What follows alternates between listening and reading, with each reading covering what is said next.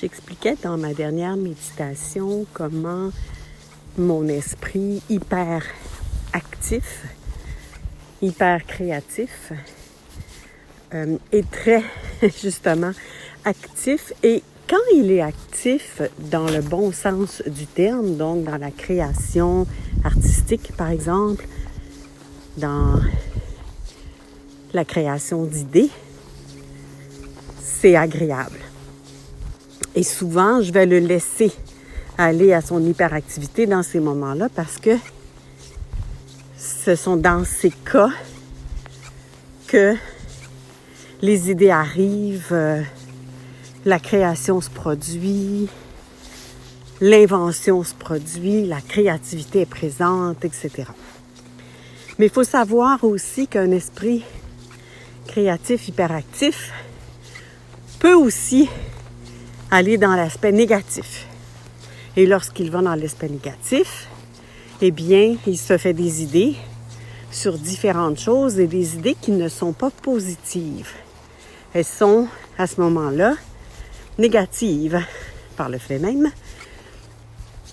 Et si j'embarque dans ces idées, la souffrance apparaît, l'énergie se réduit jusqu'à même disparaître. Et à ce moment-là, l'anxiété peut prendre le dessus.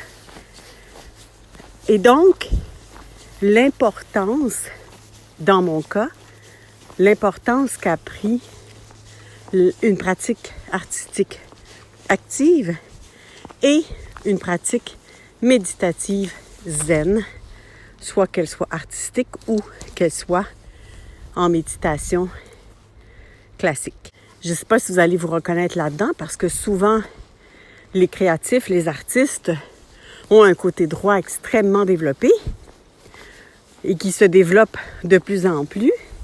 Dans mon cas, le côté droit de mon cerveau est beaucoup plus développé que le côté gauche, le côté cartésien. Par exemple, tout ce qui était mathématique pour moi était du chinois et l'est encore. C'est extrêmement difficile pour moi de comprendre la logique derrière les chiffres. Et ça a toujours été. C'est comme ça. Par contre, parlez-moi d'abstraction, en linguistique par exemple, en syntaxe, en sémantique, parlez-moi d'abstraction et pour moi, tout est clair.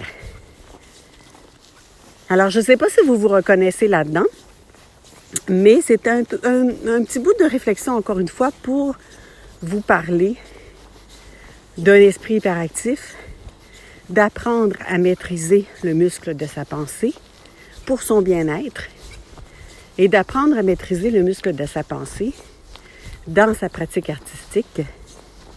C'est une porte ouverte vers la découverte.